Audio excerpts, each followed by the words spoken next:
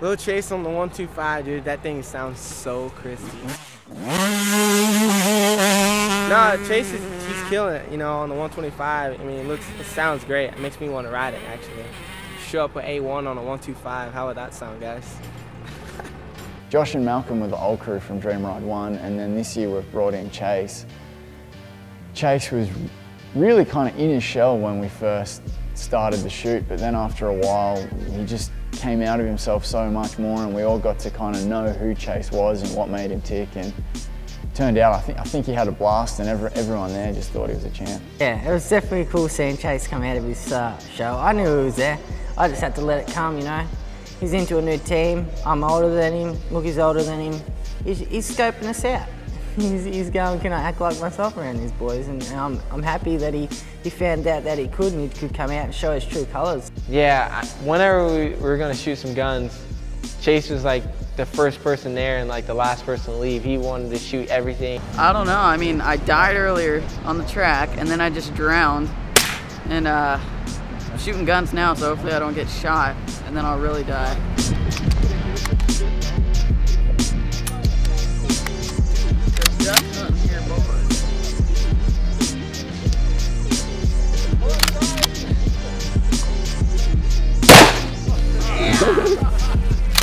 Whenever we see him shoot that shotgun, I was like, oh, he's just joking.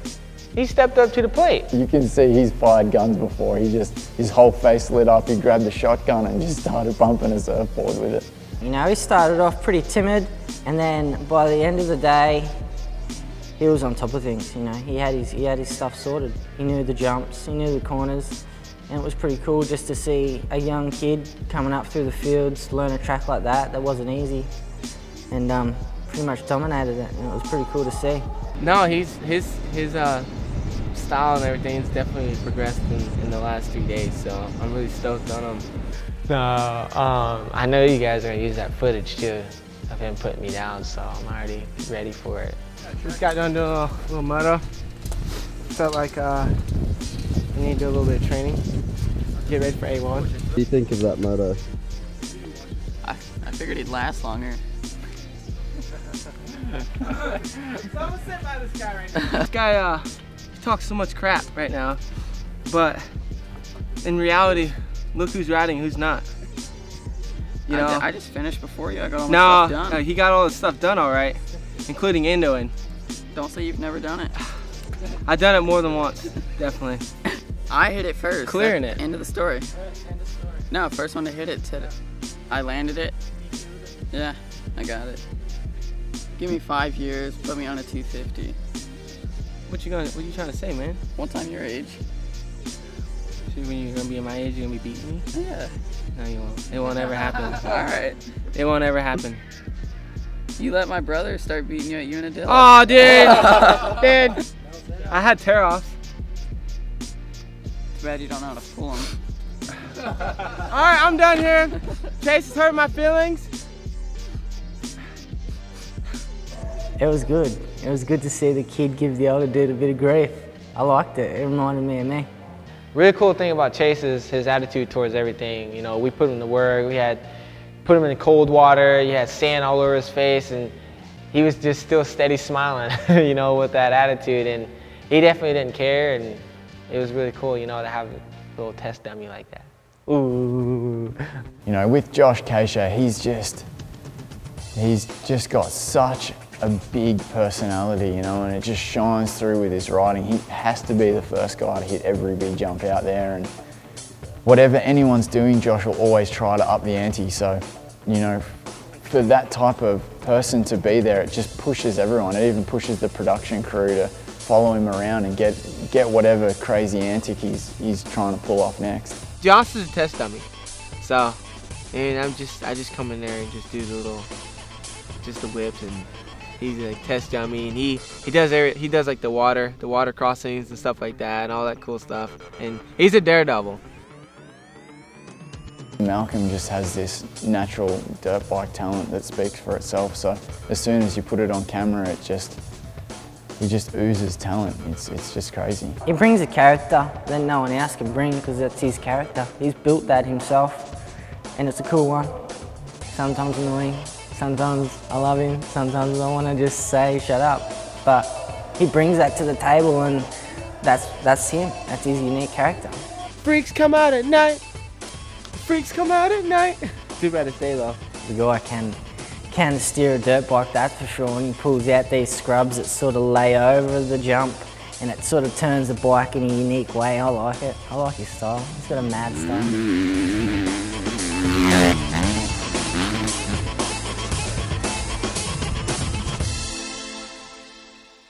So JDR is a little different from most teams in the fact that we have like a video production team in-house, so we can kind of deal with smaller projects that pop up. But with Dream Ride, it's such a big undertaking that we have to outsource a lot of work as well. So just aside from the logistics of getting everything to the island, we have to get photographers, more video cameras, more guys to operate the video cameras. We have to fly helicopter mounts into the island so we can stabilize all the shots. And from a production aspect, it's way bigger than just your normal test track video. We're such a small team, but like as we keep progressing and keep pushing the limits of what we can do, we keep finding all these really cool people. Like Chris, who colored Dream Ride last year, was invited to come along, and he helped film the whole time and did a lot of the behind the scenes shooting, and was just a real asset. And this time around in Dream Ride 2, we have Jim, who's come on board to operate the Phantom camera, and he just brings a wealth of knowledge with him. He's worked on huge skate productions in the past, he's worked on Art of Flight, just all these huge things, and he brings so much to the table and ups the production value, which will hopefully add to a really stellar video. So I guess, you know, aside from the obvious stuff like the production crew, the logistics of the film, once we get back, just like the post-production stuff takes so long. There's so much stuff that goes on behind the scenes when we get back into the office with all the footage that people just wouldn't expect. So we pretty much start the whole process by cataloguing all the footage. So I'll kind of just show you here.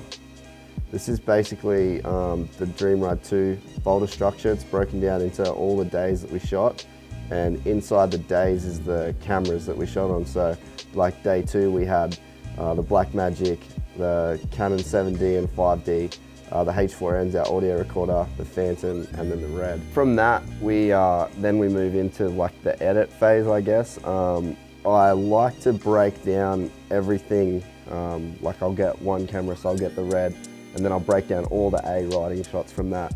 So this here is all of the potential shots that could be used in Dream Ride. So there's one of Josh kind of blasting the berm, and these are all totally raw images. So I'll just like cut all these together.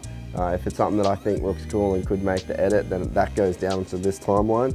And with this particular timeline, we have about 18 minutes of a red clip. So that's kind of what we have to choose from when it comes to actually putting together the final edit. So that's just one camera, nearly 20 minutes of A riding clips. So this is actually what Dream Ride 2 timeline looks like right now. So it's not completely finished. We've got about a week to go until Dream Ride comes out. So it's kind of simple, I guess. We just lay out all the clips. Got some of the cool aerial shots, some of the intro stuff, so can't really let you see all that just yet. One of the other cool things about working with Red is we've got so much control when we actually get back into the edit suite.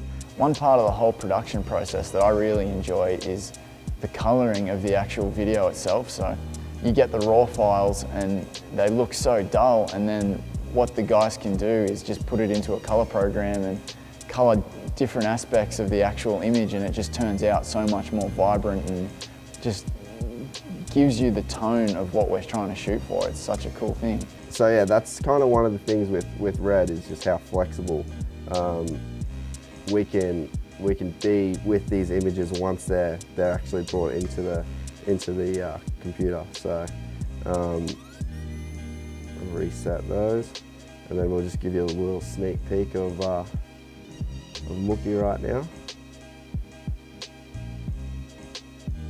It's one of the coolest shots. We're actually standing on top of the U-Haul to get that. So shows you the kind of location where we're at. Obviously a bit of mucky style.